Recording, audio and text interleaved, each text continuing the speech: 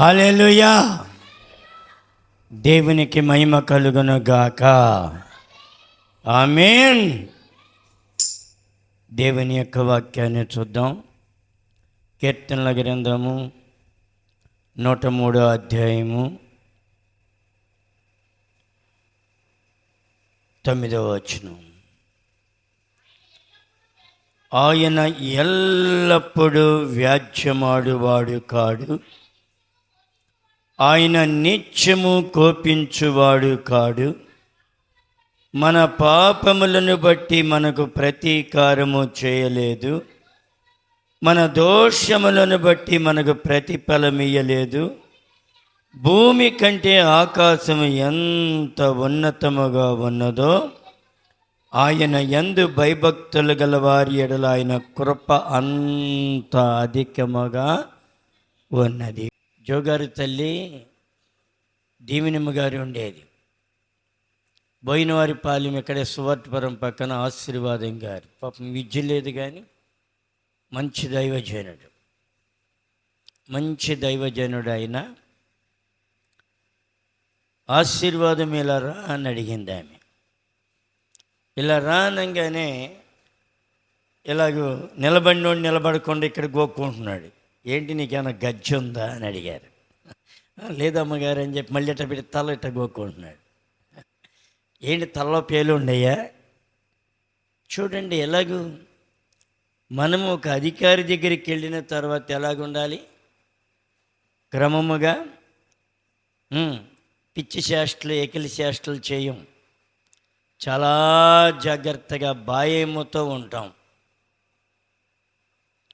కానీ మనం దేవుని సన్నిధికి వచ్చిన తర్వాత కూడా అదే భయము మనము చూపించాలి దేవుని ఎడల. దేవుడు నా నుండి చూసేది ఏంటి?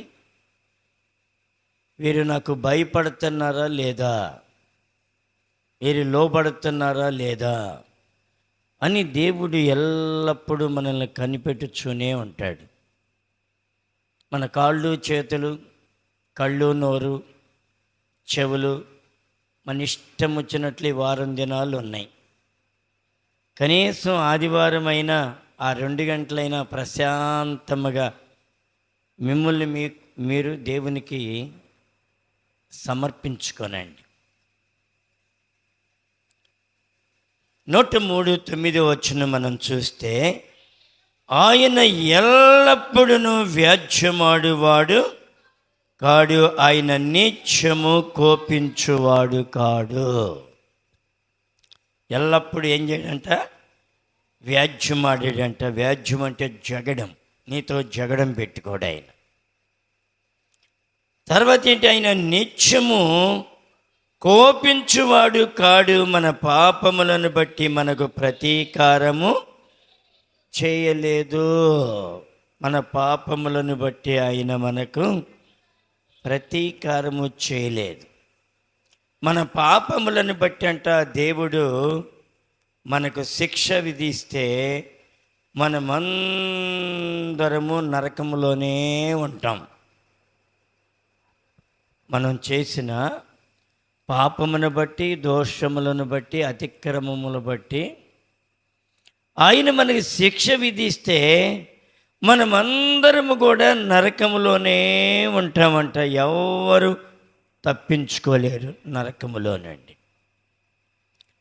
కానీ దేవుడు మన పాపములను ఆయన మన దోషములను ఆయన దాన్ని బట్టి ఎన్నడూ వ్యాజ్యమాడట్లేదు, నిత్యము కోపించట్లేదు. ఇంకేమంటాడు? మన దోషములను బట్టి మనకు ప్రతిఫలం ఇయ్యలేదు. మన దోషాలను బట్టి మనకు ప్రతిఫలం ఇస్తే ఎంత బుద్ధి. దేవుని సన్నిధికి వచ్చిన తర్వాత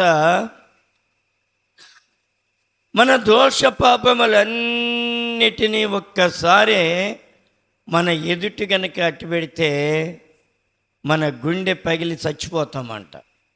మన గుండె పగిలి చనిపోతాం. అందుకనే దేవుడు ఏం చేస్తాడంట? మెల్లగా భక్తి చేయనిచ్చి 3 నెలలకో పాపం, 6 నెలలకో అవిధేయత, అలాగూ చీబిస్తూ సరిచేపిస్తూ అది చూపించగానే నిజమే ప్రభువా నేను పాపినని చెప్పి నువ్వు తగ్గించుకుని పశ్చాత్తాప పడుతూ ఉంటావు. ఆయన క్షమిస్తూ ఉంటాడు, నీ ఎదుట పెడుతూ ఉంటాడు. ఒక్కొక్కటిగా నువ్వు సరిచేయబడుతూ ఉంటావు.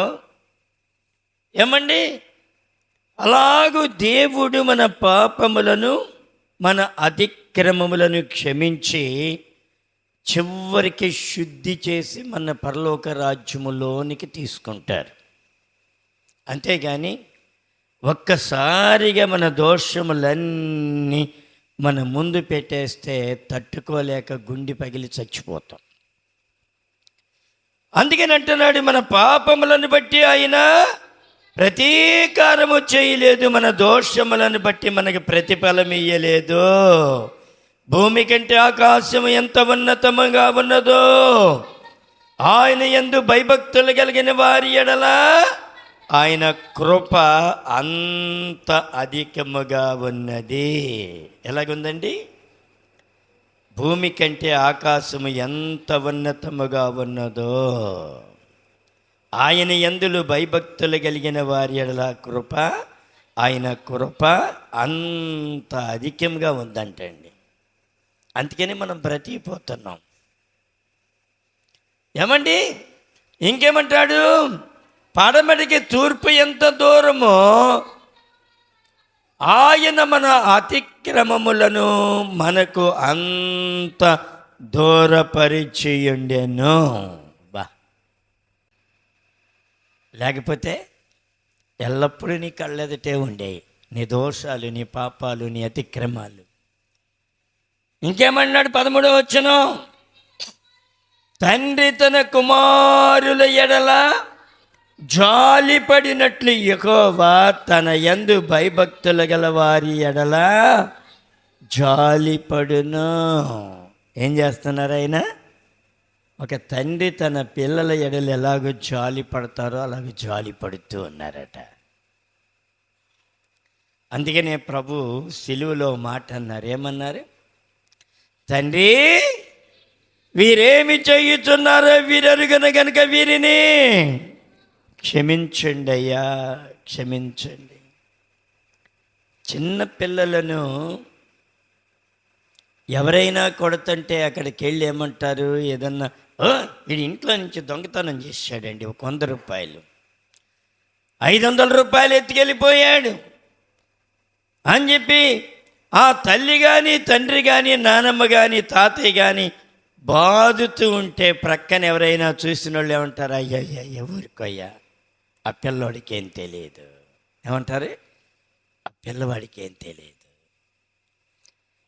దేవుడు కూడా నిన్ను ఆ పిల్లవాడితో పోల్చాడు. దేవుడు కూడా నిన్ను నన్ను చిన్న పిల్లలుగా పోల్చాడు. అందుకని ఏమంటాడు? పిల్లలారా, మీ యొద్ద ఆహారం ఏమైనా కలదా? పిల్లలారా, దేవుడు ఎప్పుడు మన పిల్లలతోనే పోల్చాడు. చిన్న పిల్లలను ఎల్లప్పుడూ కూడా దేవుడు ఏం చేశాడు? మనలను చిన్న పిల్లలతో పోల్చాడు. అందుకనే ఆయన ఎల్లప్పుడూ ఒకటి యాజ్యమాడలేదు, ప్రతీకారము చేయలేదు, మన దోషములను బట్టి మనకు ప్రతిఫలం ఇయ్యలేదు. ఏమండి? కృప అధికముగా ఇచ్చారు, అతిక్రమమును దూరపరిచారు, జాలి చేత నింపారు. ఎన్ని ఇచ్చారండి? దేవుడు ఎన్ని కృపలు ఇచ్చాడు. దేవుడు అంటున్నాడు, పిల్లలారా వచ్చిన మాట వినండి. దేవుడు ఎల్లప్పుడూ కూడా మన పాపములను బట్టి దేవుడు మనకు శిక్ష విధిస్తే మనందరము చనిపోయి ఉండేవారు. దేవుని ప్రేమ, ఆయన మహిమ, ఏమండి, తన ప్రజలైనటువంటి మనతో ఏమండి ముడిపడి ఉన్నది. ఆయన ప్రేమ, మహిమ ఆయన ప్రజలుగా ఉన్నటువంటి మనతో ముడిపడి ఉన్నది. దీన్ని గమనించండి. వారి పాపముల మూలముగా వారు శాశ్వతంగా నాశనము కావడం దేవుని యొక్క ఉద్దేశము కాదు. నువ్వు శాశ్వతంగా నాశనం అయిపోవడం దేవుని యొక్క ఉద్దేశం కాదు. నిన్ను దిద్దుబాటు చేయాలి. ఏమండి, నిన్ను దిద్దుబాటు చేయాలి. అందుకనే 30వ కీర్తన 5వ వచనములు అంటాడు, ఆయన కోపము నిమిషమాత్రముండును, ఆయన దయ ఆయుష్కాలమంతయు నిలుచును. ఏమండి, ఆయన కోపం ఎంతసేపు ఉంటుంది చెప్పండి? నిమిషమాత్రములోనే నువ్వు దాన్ని తట్టుకోలేకపోతావు. ఒక్క క్షణము దేవుడు దూరమైపోతే నీ హృదయం అంతా కలవరం, గలిబిలి గలిబిలి గలిబిలి గందరగోళానికి గురైపోతూ ఉంటుంది. ఒక టైంలో పిల్లలను నిద్రపోనిచ్చి లేకపోతే ఆదిమరవనిచ్చి ఆ తల్లి తండ్రి ఎక్కడికన్నా వెళ్ళిపోతూ ఉంటారు. ఆ పిల్లవాడు లెగుస్తాడు. ఆ పిల్లవాడు లేచి లేకపోతే ఆ తల్లి తండ్రి ఊరికి వెళ్తుందని చెప్పి ఏమంటే ఆదమరిచి వెళ్ళిపోయిన తర్వాత ఇది రోడ్డెంబటి ఏడుస్తూ వెళ్తాడు, గీ పెట్టుకుంటూ వెళుతూ ఉంటాడు. మమ్మీ, డాడీ, మమ్మీ ఏడ్చుకుంటూ ఒక క్షణము తల్లి తండ్రి దూరమైనప్పుడు పిల్లలు హృదయము కలవరపడినట్లుగా నీ హృదయము కూడా ఏమైపోతుందో తెలుసా? కలవరముతో నిండిపోతూ ఉంటుంది, వేదనతో నిండిపోతూ ఉంటుంది. ఒక్క క్షణము ఆయన విడిచిపెడితే. అందుకనే యేసు ప్రభు వారి గురించి దావీదు రాస్తూ ఉంటాడు 22వ కీర్తనలో, తండ్రి దూరం అయిపోతే కుమారుడికి ఎంత వేదన కలిగిందో తెలుసా? ఎందుకో తెలుసా? మన పాపములన్నీ ఒక్కసారిగా ఆయన మీద పడిపోయినప్పుడు దేవుడు అలాగ చేయి వదిలిపెట్టేశాడు. వదిలిపెడితే తట్టుకోలేకపోతున్నాడు. నా దేవా, నా దేవా, ఎందుకు నన్ను చేయి విడిచితివయ్యా? ప్రభా, తండ్రి, నా చెయ్యి ఎలాగ విడిచిపెట్టితివయ్యా? దేవుడు ఒక్క క్షణము నీకు దూరం అయితే ఆయన కోపము నిమిషం మాత్రం ఉండును. ఆ నిమిషాన్ని నువ్వు తట్టుకోగలుగుతున్నావా? ఆ నిమిషాన్ని నువ్వు తట్టుకోగలుగుతున్నావా? కుమారుడు ఏడుస్తూ రోడ్డెంబటి వెళ్ళిపోతూ ఉంటాడు. మమ్మీ డాడీ, మమ్మీ డాడీ ఏడుస్తూ వెళ్ళిపోతూ ఉంటే, బాబు ఇలా రా నాన్న, నీకు ఇదిగో మంచి బిర్యానీ ఇప్పిస్తానంటే, లేదు నాకెవరు కావాలి? నా మమ్మీ డాడీ కావాలి. అయ్యా నీకు మంచి ఐస్ క్రీమ్ ఇప్పిస్తాను, లేదు మమ్మీ డాడీ అయి నాకు కావాలి. వాడి ముందు నువ్వు మంచి పరవణాలు పెట్టిన ఆ తల్లిదండ్రుల యొక్క ప్రేమే వాడికి ముఖ్యం. మరి నీకు తండ్రి యొక్క స్పర్శ నీకున్నదా ప్రియ తల్లి? ఆయన కోపము నిమిషం మాత్రముండును, ఆయన దయ ఆయుష్కాలమంతయు నిలుచును. ఆ ఒక్క క్షణాన్ని నువ్వు తట్టుకోవాలి. నువ్వు పశ్చాత్తాపడి ప్రభు స్పర్శ కొరకు ఎదురు చూస్తూ ఉండాలి. ఏమండి, ఈ వడ్రోళ్ళు ఆ టెలిఫోన్ వైర్లు వేయటానికి తవ్వుతూ ఉంటారు, గొంత తవ్వుతూ ఉంటారు బారికి. పసిపిల్లలు ఉంటే ఏం చేస్తారు? ఆ పసిపిల్లవాడిని ఏమని 6 నెలలు 7 నెలలు పిల్లవాడిని ఏమని, లేకపోతే 4 నెలల పిల్లవాడిని అలాగా ముళ్ళ కంపలో అటు ఇటు క్లాత్ కట్టి దానిలో అలాగ పడుకోబెట్టేసి వీళ్ళు తవ్వుకుంటూ వెళ్ళిపోతారు. ఎక్కడి నుంచి ఆ రోడ్డు ఎంత లెక్క, లేకపోతే ఆ కమిటీ హాల్ ఎంత లెక్క. అప్పుడప్పుడు ఆ పిల్లవాడు వెంకలాగా చూస్తూ ఉంటారు. వారు తవ్వుకుంటూ ఉంటారు వారి వృత్తి కనుక. మనమైతే అలాగూ కంపలో నీ బిడ్డను పడుకోబెట్టగలవా? పాములు వస్తాయి అనేటువంటి భయం. ఏమండి, ఆ పిల్లవాడిని అలాగే పండుకోబెట్టి వారు తవ్వుకుంటూ వెళ్ళిపోతుంటే ఒక కారులో ఒక యవన జంట వెళుతూ ఉన్నారు. మంచి ఆస్తి పరులు, ఒళ్ళంతా బంగారముతో ఉన్నది. చాలా కాలమైంది, పిల్లలు లేరు. ఏమండి, ఆ పిల్లవాడు ఉయ్యాల్లో అలాగూ ఏడ్పు పెడుతూ కేకలేస్తూ ధ్వని చేస్తూ ఉంటే తల్లిదండ్రులు పని చేసుకుంటూ వెళ్ళిపోతుంటే ఈమె కారాపించి భర్తతో ఆ ఉయ్యాల దగ్గరికి వెళ్ళి చూస్తే పిల్లోడు చక్కగా ఏమండి ఏడుస్తూ ఉన్నాడు, దొండ ముక్కలాగా ఉన్నాడు. ఆ పిల్లవాడిని చూసింది మే, ఒంటి నిండా బంగారం ఉన్నది, ఐలెవిల్ కుటుంబం, మంచి శారీ కట్టింది, మంచి శ్రే చేసింది. ఏమండి ఉయ్యాల్లో నుండి ఆ బిడ్డను తీసుకుని ఒరే బాబు అని చెప్పి ఆడిస్తూ ఉన్నది. ఇదంతా తల్లి గమనిస్తూ ఉన్నది దూరాన. ఈ బిడ్డ ఏడ్పు ఆపటం లేదు, ఇంకనూ ఏడుస్తూనే ఉన్నాడు, గొక్కబట్టి ఏడుస్తున్నాడు. తల్లి పరిగె వచ్చి ముసిముసిలు నవ్వులు నవ్వుకుని ఆమె చేతుల్లో నుండి తన బిడ్డను తీసుకుని తన గుండెకి ఎలాగో అద్దుకున్నదో లేదో, ఒరేయ్ ఎందుకురా ఏడుస్తావు, ఒకే ఒక్క మాట అన్నది. ఏంటనే ఎప్పుడైతే గుండెలకు అద్దుకున్నదో, ఎప్పుడైతే తన స్వరము బిడ్డ విన్నాడో వెంటనే ఏడుపు ఆగిపోయింది. చెప్పలు కూడా దేవుని మహిమపరుద్దాం.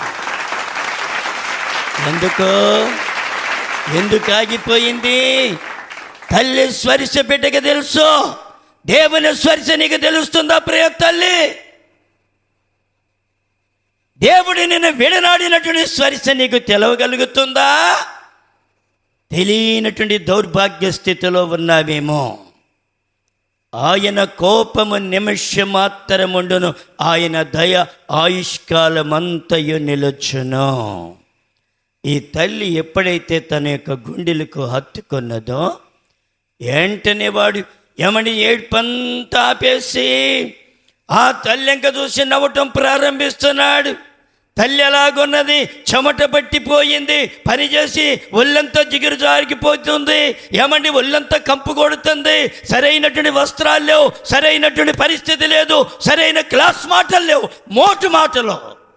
అయినప్పటికీ ఆ బిడ్డ స్మెల్ చూడడం లేదు, ఆ బిడ్డ అందము చూడడం లేదు, ఆ బిడ్డ ఆస్తి ఐశ్వర్యం చూడటం లేదు, ఆ బిడ్డ బంగారం చూడటం లేదు, ఆ బిడ్డ కట్టుకున్న వస్త్రాలు చూడటం లేదు.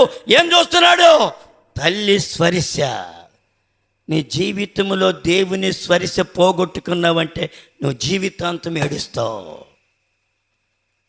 దేవుణ్ణి కలిగిన జీవితం జీవించు. దేవుని యొక్క సన్నిధిలో ఆ పసిబిడ్డ తల్లి దగ్గరికి వెళ్ళంగానే ఏడ్పాపేసి నవ్వడం ప్రారంభించాడు. దేవుని యొక్క వాక్యములు అంటున్నాడు, ఆయన కోపము నిమిషం మాత్రముండును, ఆయన దయ ఆయుష్కాలమంతయో నిలుచును. దేవునికి నువ్వు లోబడితే నీ ఆయుష్కాలమంతా దేవుడు నిన్ను దీవెనకరంగా ఆశీర్వాదకరంగా చేస్తూ ఉంటాడు. 57 యెషయా గ్రంథము 57 అధ్యాయం 16 వచనం దయచేసి సహాయము చేయండి. 57:16 చూడమ్మా. నేను నీచము పోరాడువాడను కాను, ఎల్లప్పుడూ కూడా కోపించువాడను కాను. అలాగుండిన ఎడల నా మూలముగా, ఎవరి మూలంగా? నా మూలముగా, దేవుని మూలముగా. ఏమండి మా గురువు గారు ఒక లెటర్ రాశాడు నాకు. అయ్యా ఏమని రాశాడో తెలుసా? ప్రభునందు సహోదరుడైనటువంటి దానియేల్, నా వలన నీ ఆత్మకు భంగము కలగకుండానట్లు నేను నిన్ను క్షమాపణ వేడుచున్నాను. చూడండి, ఆయన సేవకుడు, నేను విశ్వాసిని. ఎంత తగ్గించుకున్నాడు ఆయన. బాధ అలాంటిది, నా బాధ, నా శ్రమ అలాంటిది.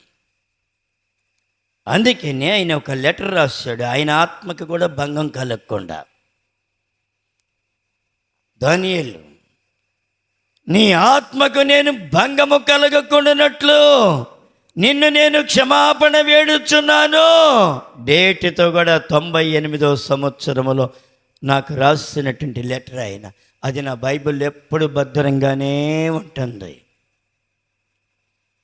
98 నుంచి ఇప్పటికి ఎన్నాళ్ళు 26 సంవత్సరాలు దాన్ని అలాగే పెట్టాను. చూడండి, ఇక్కడ దేవుని యొక్క వాక్యములో నేను నిత్యము పోరాడువాడును కాను, ఎల్లప్పుడూ వ్యాజ్యమాడువాడును కాను, అలాగుండి నీడల నా మూలముగా జీవాత్మ క్షీణించును, నేను పుట్టించిన నరులు క్షీణించిపోవుదురు. మనం అందరం క్షీణించిపోతాం. ఆయన కనుక భూతత్వంలో నిన్ను నన్ను చూస్తే ఆయన కృప నీ మీద నా మీద ఉంటుంది.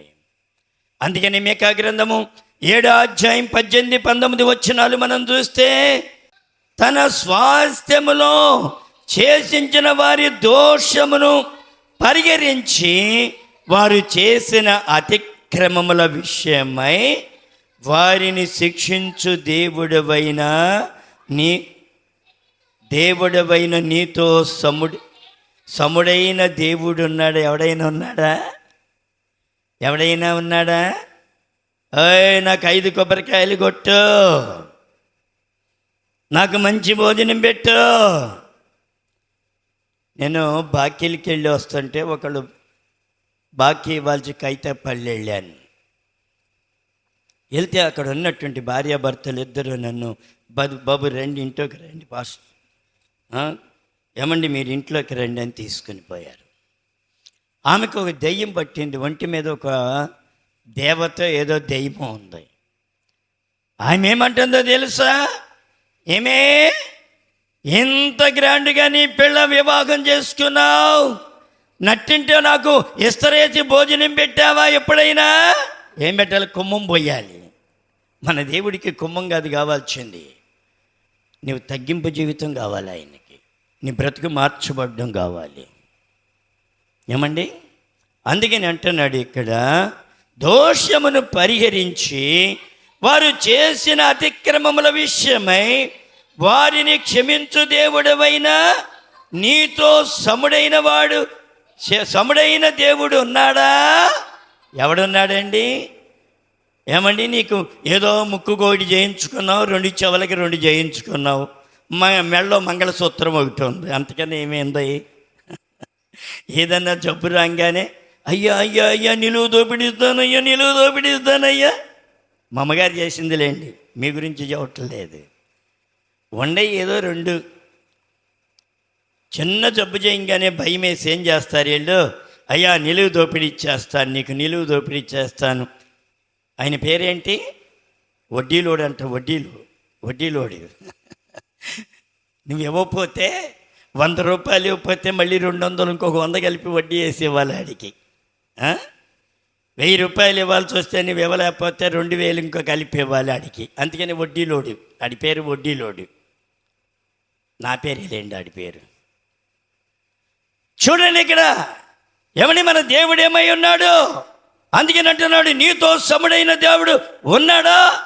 ఆయన కనికరము చూపుటయందు సంతోషించువాడు గనుక నిరంతరము కోప ముంచడు. ఆయన మరలా మన యందు జాలిపడును, మన దోషములను అణిచివేయును, వారి పాపములన్నిటినీ సముద్ర అగాధములో నీవు పడవేతువు. చప్పట్లు కూడా దేవుని మైపరుద్దాం. నీ పాపాలన్నీ, మన పాపాలన్నీ ఎక్కడున్నాయి చెప్పండి? ఎక్కడున్నాయి? సముద్రపు అగాధములో ఉండే. లాడీని ఎక్కడున్నాడు? అమ్మా ఎక్కడున్నాడు? లాడీని ఎక్కడ పడేశారు? ఏమ్మా చదవలేదా?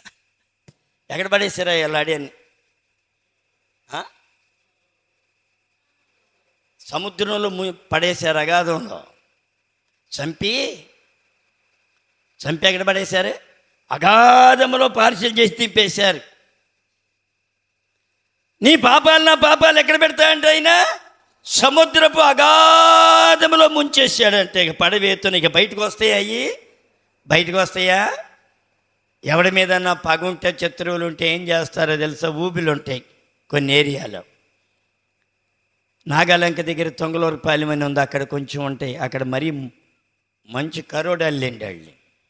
ఎవడైనా చెత్తరు ఉండి డబ్బులు ఎగ్గొట్టేసినా, వాడిని చంపేయటం, పెద్ద రాయి కడతాం, తాడు లోపల పడేయటం, దిగిపోతారు, ఇక పైకి రారు.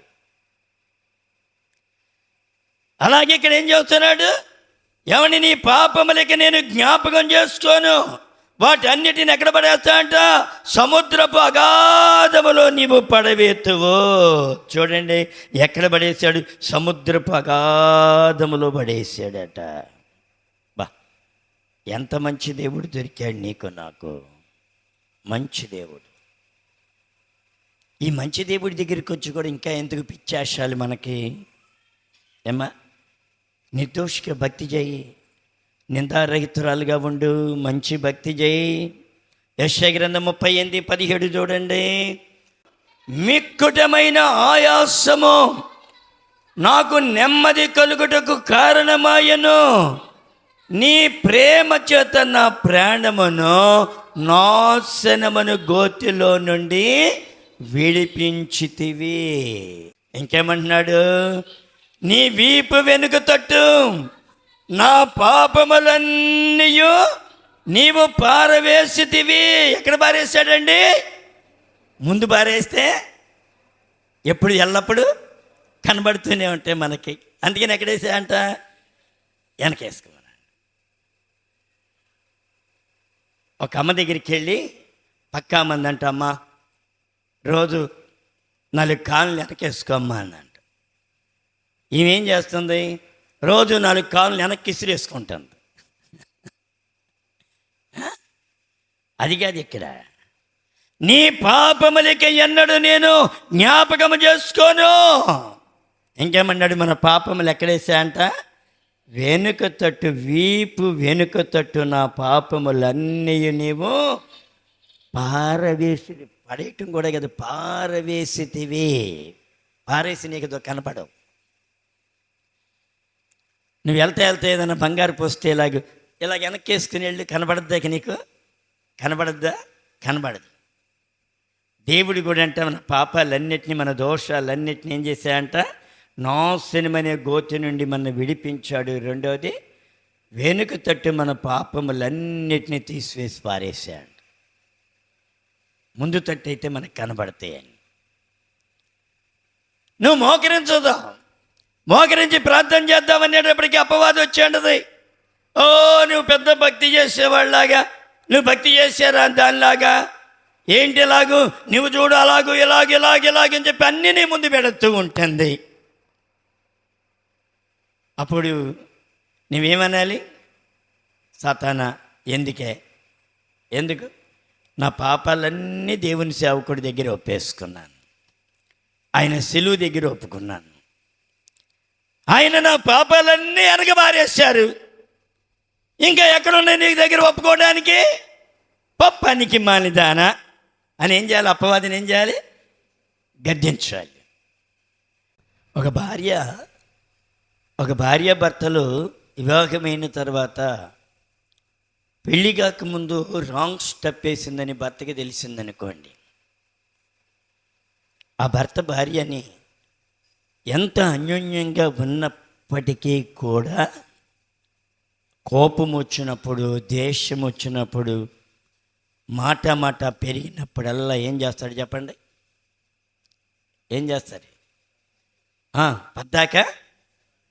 పద్దాక పొడుస్తూనే ఉంటాడు, ఆ మాట పెట్టి. ఏయ్, నువ్వు ఎలాంటిదాన్ని ప్రభు అంటున్నాడు, వెనక్కి తట్టేసేస్తాను, ఇక నేను జ్ఞాపకం చేసుకోను. నీకు దేవుడికి ఎంత తేడా ఉందో ఆలోచించే. ఆయన అంటున్నాడు, నేను జ్ఞాపకం చేసుకోను, నా వెనక తట్టు పారేస్తానంటే, నువ్వు నా సొత్తు, నా బిడ్డవు. ఏమన్నా క్రీస్తు విశ్వాసులను పరిపూర్ణులుగా చేస్తాడట దేవుడు. వారి పాపం నుంచి పరిపూర్ణమైన క్షమాపణ ఇస్తాడంట. దేవుడి విశ్వాసులను నిర్దోషులుగా ఎంచుతాడట. అర్థమైందా? దేవుడు ఇప్పుడు ఏం చేస్తాడు? విశ్వాసులను 1 పరిపూర్ణులుగా చేస్తాడు, 2 వారి పాపముల నుండి పరిపూర్ణమైన క్షమాపణ ఇస్తాడు, 3వదిగా దేవుడి విశ్వాసులను నిర్దోషులుగా తీర్చిదిద్దుతూ ఉంటాడు. క్రీస్తు రక్తము నిన్ను ఏం చేస్తుందో తెలుసా? ఏమండి పరిపూర్ణంగా చేస్తుందంట క్రీస్తు రక్తం. నీ ఆత్మకు భంగము కలగకుండా చేస్తుందంట. ఏమండి అదే ఒప్పుదల కలిగిన జీవితం. దేవుడు నిన్ను ప్రేమిస్తూ ఉన్నాడు, ఆయన నిన్ను ప్రేమిస్తూ ఉన్నాడు. నేను పాపములకి నేను జ్ఞాపకం చేసుకుని అంటున్నాడు. ఏమండి ఇంకేమంటాడు చూడండి, 40 యెషయా గ్రంథం ఏమండి 43వ అధ్యాయం 25వ వచనం కూడా చూడండి. ఏమంటున్నాడు, నేనే నా చిత్తానుసారముగా నీ అతిక్రమములను నేను తుడిచివేయుచున్నాను. ఎవరైనా నీ భర్త తుడిచాడు ఎప్పుడన్నా? నీ భార్య తుడిచింది ఎప్పుడైనా? మాటి మాటికి నువ్వు కొవలు కొడుతూనే ఉంటావు. ఏదో భార్య తప్పు చేసి, లేకపోతే ఏదో భర్త తప్పు చేసి నీ దగ్గర ఒక దోషం ఒప్పుకొని, నీ దగ్గర ఒక పాపం ఒప్పుకొని, అమ్మా నన్ను క్షమించు, నేను ఇలాంటి దౌర్భాగ్య స్థితిలో ఉన్నాను, ఎలాగ లోగడ చేశాను అని నీ దగ్గర మాట్లాడితే నువ్వేం చేస్తావు? పద్దాక పొడుస్తూనే ఉంటావు, ముళ్ళుగర్రి పెట్టి ఎద్దుని పొడిచినట్టు. నువ్వు అలా చేసావు, ఎలా చేసావు, ఓ నువ్వేమన్నా పత్తిత్తువా? ఎన్ని మాట్లాడతారమ్మా? దేవుడిలాగా మాట్లాడుతున్నాడా? నీకు దేవునికి ఎంత తేడా ఉన్నదో ఆలోచన వచ్చాయి.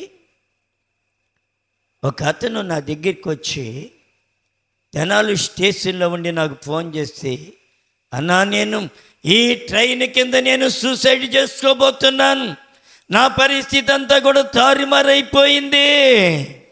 ఒక పాపంలో పడిపోయాడు యవనస్తుడు, ఒక అక్రమంలో పడిపోయాడు. భార్యకు తెలియదు, పిల్లలకు తెలియదు, తల్లిదండ్రులకు తెలియదు, రహస్యంగా పాపాన్ని నడిపిస్తూ ఉన్నాడు. ఎవరు పట్టుకున్నారు ఈయన్ని? దేవుడు పట్టేశాడు. పట్టేసి ఏమైపోయిందో తెలుసా? జాబ్ పోయే పరిస్థితి వచ్చి జాబ్ కూడా పోయింది. జాబ్ పోయింది, గవర్నమెంట్ జాబ్ పోతే అక్కడి నుంచి ఏడుస్తూ ఉన్నాడు. నాకు ఫోన్ చేసి, అన్న ఈ ట్రైన్ కింద పడి చనిపోవాలనుకుంటున్నాను నేను. ఒరే బాబు అలాగే చేయకు, నీకు దేనికి నువ్వు ఇంటికి వచ్చేసేయి, ప్రభు నీకు సహాయం చేస్తాడు. ఏమండి వాడి పాపాన్నంతని కూడా ఒప్పుకుంటున్నాడు, పశ్చాత్తాపడుతున్నాడు. నా దోషమే, నా పాపమే, అందుకనే నాకు ఈ గతి పట్టింది, బోరిని ఏడుస్తున్నాడు, పశ్చాత్తాపడుతూ ఉన్నాడు. ఏమ్మా నేను వెంటనే ఆ భార్యకి ఫోన్ చేసి మాట్లాడానమ్మా, నీ భర్త ఏదో నీ దగ్గరికి వచ్చి క్షమాపణ అడుగుతాడు, కానీ నువ్వు క్షమించే మనసు కలిగి ఉండు అని చెప్పాను నేను. ఆ ఫ్యామిలీ ఎలాగుందో ఎప్పుడు భరించలేదు కదా. భర్త అయినా భార్య అయినా దేన్నైనా భరిస్తారు, కానీ ఒక పాపము కుటుంబంలోకి వస్తే భరించలేరు. భరించేవాళ్ళు ఉంటారు వేరుగా. కుటుంబం అంతా ఏమైపోయిందో తెలుసా? చెల్లాచెదురైపోయేటువంటి పరిస్థితి, ఒకరికొకరు చనిపోవాలనేటువంటి పరిస్థితులు. అలాంటి టైంలో వారి దగ్గరికి వెళ్ళి ఏమండి అన్నీ ఒప్పింపజేసి ఒకరినొకరు క్షమాపణ అడిగించి, ఎప్పుడైతే సరి చేయబడ్డామో, ఎప్పుడైతే పశ్చాత్తాపడ్డాడో, దేవుడు మరలా తిరిగి అతని జాబ్ అతనికి దేవుడు అనుగ్రహించాడు. చెప్పడం కూడా దేవుడు మైంది. కోపం వచ్చినప్పుడల్లా భార్య పొడుస్తూనే ఉంటుంది. ఇప్పుడు కూడా నువ్వేం చేసావయ్యా? కానీ ప్రభు ఏమంటున్నాడు ఇక్కడ, నేనే నా చిత్తానుసారముగా నీ అతిక్రమములను తుడిచివేయుచున్నాను, నేను నీ పాపములను జ్ఞాపకము చేసుకొనను. మరి మనం ఎల్లప్పుడూ జ్ఞాపకం చేసుకుంటూనే ఉంటాం. భార్యని క్షమించగలుగుతున్నావా? భర్తని క్షమించగలుగుతున్నావా? బిడ్డలను క్షమించగలుగుతున్నావా? ఒక దైవజనుడు ఉండేవాడు, మంచి దైవజనుడు నూజివేడ్లో. ఆ దైవజనుని భార్య దగ్గర ఏమండి, ఆ దైవజనుని దగ్గర మారు మనసు పొందిందో తల్లి. భార్య భర్తలు ఇద్దరు ఎంతో అన్యోన్యంగా ఉండేవారు, చక్కగా భక్తి చేస్తూ ఉండేవారు. దేవుని ఆత్మ ఆ తల్లిని దర్శించి భర్త దగ్గరికి వెళ్ళి భర్త కాళ్ళ మీద పడి, అయ్యా నన్ను క్షమించండి, నీకు విరోధముగా నేను పాపము చేశానయ్యా అని భర్త కాళ్ళ మీద పడి బోరున ఏడ్చేసింది. అంతకుముందు పాపము లోపల ఉండగా, పాపము దాచిపెట్టి ఉండగా, ఏమండి అంతకుముందు ఎన్నడూ కూడా అన్యోన్యత అనేది ఎక్కడ తెగిపోలేదు. వారి బంధకం కానీ వారి ప్రేమ కానీ అద్భుతంగా కొనసాగింది. ఎప్పుడైతే ఈమె పాపం ఒప్పుకున్నదో వెంటనే చిరుట్లు బొరెట్లు మనస్సు ఎప్పుడో 20 సంవత్సరాల నాడు మ్యారేజ్ కాకముందు ఏదో చిన్న తప్పటడుగు, అది ఆమె హృదయంలో ఉండకుండా ఒప్పేసుకుంది. ఇప్పుడు ఈయన అన్నం తింటలేదు, భోజనం చేయటం లేదు. ఆ భార్య వచ్చి సేవకుని భార్య దగ్గరికి వచ్చి, అమ్మా నా భర్త పరిస్థితి ఇలాగున్నది, దేవుని పరిశుద్ధాత్మ నన్ను దర్శించింది, నా పాపం ఒప్పుకోమని ప్రేరేపించింది, నా పాపాన్ని నా భర్త దగ్గర ఒప్పుకున్నాను, ఆయన నాతో ఇక ఉండటం లేదు, మాట్లాడడమే లేదు, నేను అన్నం పెట్టినా తింటం లేదు, ఎడముఖం పెడముఖంగా ఉంటున్నాడు, నాతో పలకిట్టం లేదమ్మా అని బోరుని ఏడ్చింది తల్లి. ఆ దైవజనురాలు బాగా ప్రార్థన చేసుకుని అతన్ని పిలిచింది. ఒక దినమయ్యా ఇలా రా నాన్న అని పిలిస్తే వెళ్ళాడు. వెళ్ళిన తర్వాత కూర్చోబెట్టింది. అయ్యా నీ భార్య లోగడా మట్టి గడ్డలతో ఏరకుండా మట్టి గడ్డలతో నీకు అన్నం వండి పెట్టింది, నువ్వు శుభ్రంగా తినేసావు. ఇప్పుడు ఆ మట్టి గడ్డలన్నీ ఏరి చక్కగా నీకు అన్నం వండి పెడుతుంటే ఇప్పుడు ఎక్కట్లేదా నాన్న? పాపము లోపలుంచుకొని పాపము దాచిపెట్టి ఏమని పాపాన్ని కవరింగ్ చేసి నీకు భోజనం పెట్టినప్పుడు చక్కగా తిన్నావు, అన్యోన్యంగా ఉన్నావు, ప్రేమించావు. కానీ ఇప్పుడు ఆమె పాపము తన హృదయములో నుండి తీసేసుకుని పశ్చాత్తాపడి నీకు విలువైన భార్యగా ఉండాలని చూస్తే నీకు పని చేయటం లేదా నాన్న అని అడిగినప్పుడు అక్కడే కూలబడ్డాడు, పశ్చాత్తాపడ్డాడు, రోదన చేయడం ప్రారంభించాడు. ఆయన కూడా అమ్మా నన్ను క్షమించమని వెళ్ళి ఏమండి ఆమె చేతులు పట్టుకొని క్షమాపణ అడిగాడు. నీ జీవితంలో భక్తి అనేది ఉన్నదా? దేవుడు ఏమంటున్నాడు? ఇదిగో నేనే నా చిత్తానుసారముగా నీ అతిక్రమములను తుడిచివేయుచున్నాను, నీ పాపములను జ్ఞాపకము చేసుకొనను. దేవుడు ఏమంటున్నాడు? నీ పాపములక జ్ఞాపకం చేసుకోను.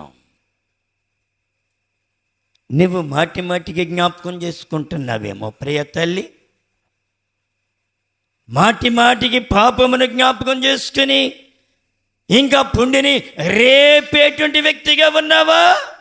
రేపుతూ ఉన్నావా పుండిని? దేవుని సన్నిధిలో దేవుడు అంటున్నాడు, ఇక నీ పాపములను ఇక ఎన్నడూ జ్ఞాపకము చేసుకోను నేను. 44:22 కూడా చూడండి దయచేసి. ఏమని? మంచు విడిపోవునట్లుగా నీ అతిక్రమములను మొబ్బు తొలగిపోవునట్లుగా నీ పాపములను తుడిచివేయుచున్నాను. చప్పట్లు కూడా దేవుని మహిమపరుద్దాం. ఏం చేస్తున్నాడు? మన పాపాన్ని తుడిచివేస్తున్నాడు. మంచు విడిపోవునట్లుగా. బా ఎంత గొప్ప దేవుడండి! పాపమునంతా తీసివేస్తున్నాడు. నీ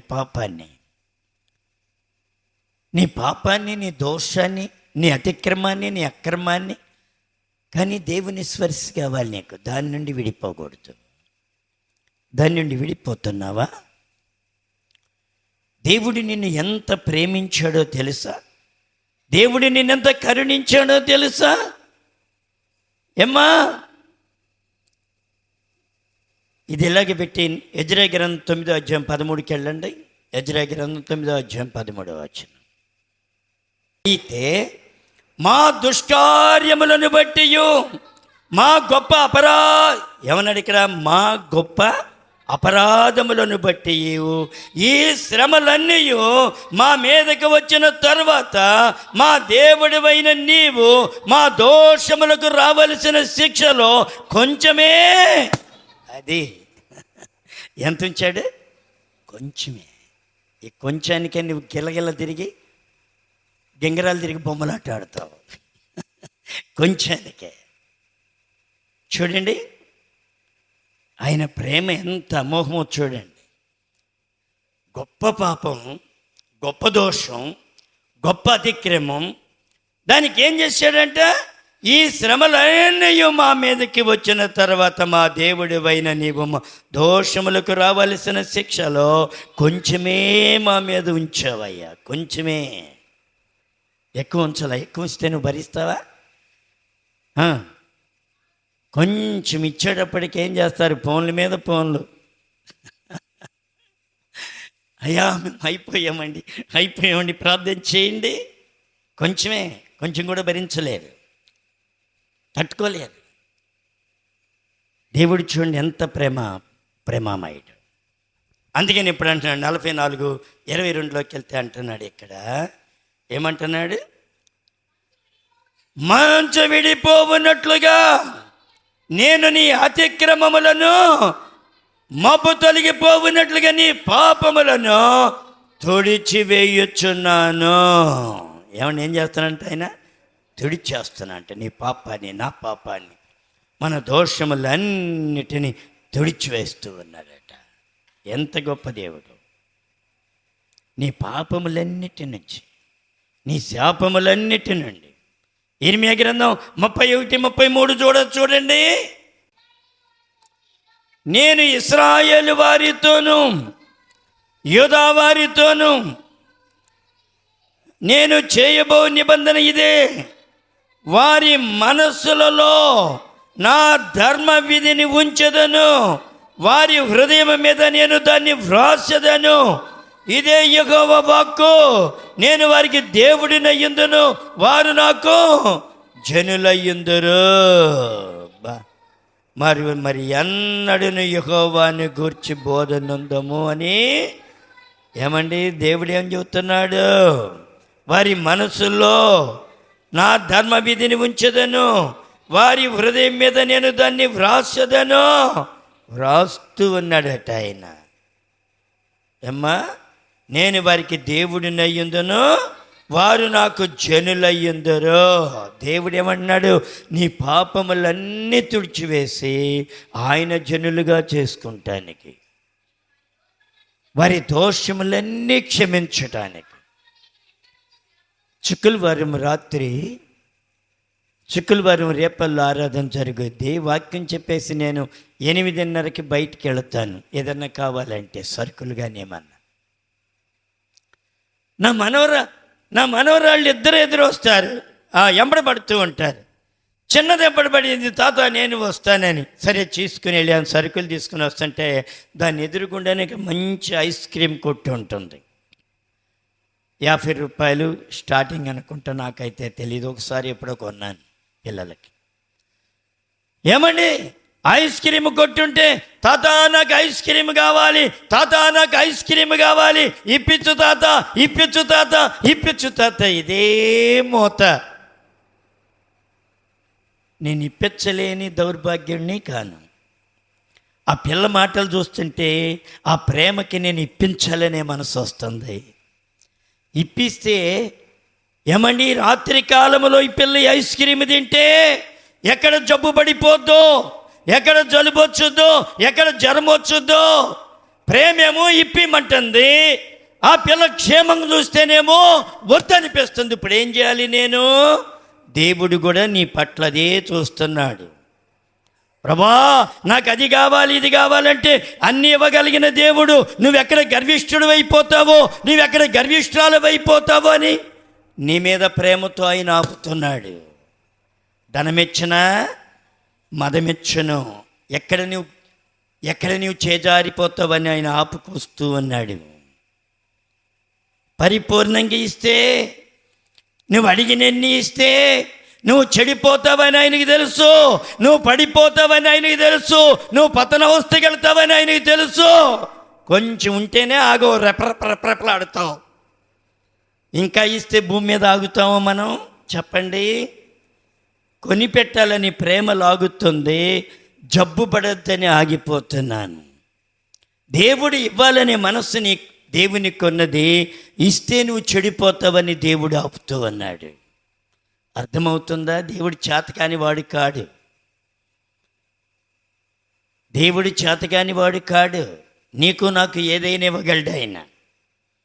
ఇస్తే మనం చెడిపోతాం, పడిపోతాం, పతనవస్థకి వెళ్ళిపోతాం. అందుకనే దేవుడు ఏం చేస్తున్నాడు? సొలొమోను ఏమడిగాడు? అయ్యా నీకేం కావాలో కోరుకోమన్నాడు దేవుడు. ఏమడిగాడు? అయ్యా ఇశ్రాయేలు ప్రజలను పరిపాలించడానికి ఏం కావాలన్నాడు? జ్ఞానము కావాలయ్యా అన్నాడు. జ్ఞానంతో పాటు దేవుడు ఏమిచ్చాడు? సకల ఆస్తి ఐశ్వర్యాలు ఘనతలు ఏ రాజుకు లేని ఘనత ఇచ్చాడు. ఆగాడా మనోడు? ఆగాడా? 700 మంది భార్యలు, 300 మంది ఉపపత్నులు. ఎలాగైపోయాడు మనోడు? చెప్పండి, ఎలాగైపోయాడు? భార్యల మాట విని ఆయన త్రిప్పివేయబడెను. ఎవరిలోని త్రిప్పివేయబడ్డాడు? ఎవరిలో నుండి? దేవునిలో నుండి త్రిప్పివేయబడ్డాడు. అందుకనే దేవుడు నీకెవడు పాడైపోతావని, పతన వస్తులోకి వెళ్ళిపోతావని. అందుకనే దేవుడు అంటున్నాడు, ఏమండి నీ పాపములకి నేను జ్ఞాపకం చేసుకోను, నీ అతిక్రమలు నేను జ్ఞాపకం చేసుకోను.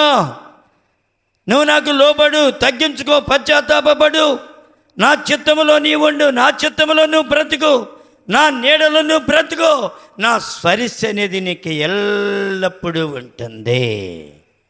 నేను చాలాసార్లు ప్రార్థన చేసేటప్పుడు వచ్చి నన్ను ఇలా వెనకాల వచ్చేలాగా భుజం తడుతూ ఉంటుంది, లేకపోతే ఈ ప్రక్కన కానీ భుజం మీద కానీ తడుతూ ఒక మనిషి వేసి బలముగా తడుతూ ఉంటుంది.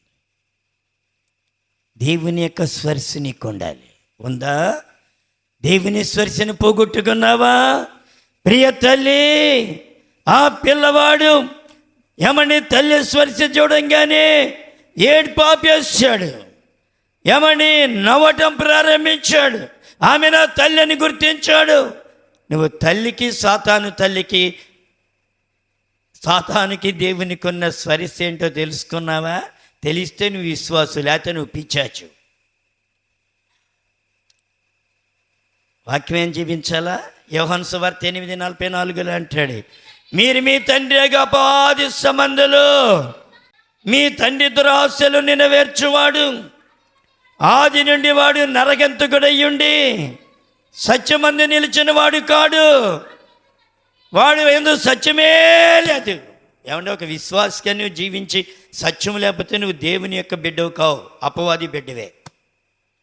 నీలో అబద్ధాలు ఉన్నాయా? సిలువ, నువ్వు అబద్ధాలు నేర్చుకుని బాగా బండిడి ప్రార్థన చేసి నీ ప్రార్థన కొట్టేయబడద్ది, నీ ప్రార్థన పైకి వెళ్దు. అబద్ధములు ఉన్నాయా నీలో? అబద్ధములుంటే నువ్వు క్రైస్తవుడు కావు, అబద్ధములుంటే నువ్వు క్రైస్తవురాలు కావు. దేవుని బిడ్డగా నువ్వు జీవించలేవు. ఆయన స్పర్శ నీకు అందదు. ఆయనలో ఉన్న జీవం నీలోనికి రావాలంటే ఆయనలో నువ్వు అంటగట్టబడాలి. ఆయనలో అబద్ధం అనేది లేదు, ఆయనలో దోషం అనేది లేదు, ఆయనలో పాపం అనేది లేదు. ప్రభునందు ప్రియమైన తల్లి, ఆయన స్పర్శలో ఉన్నావా లేవా ఒక్కసారి చూడు. నీవే టాలీ చేసుకో. ప్రార్థన చేసుకుందాం.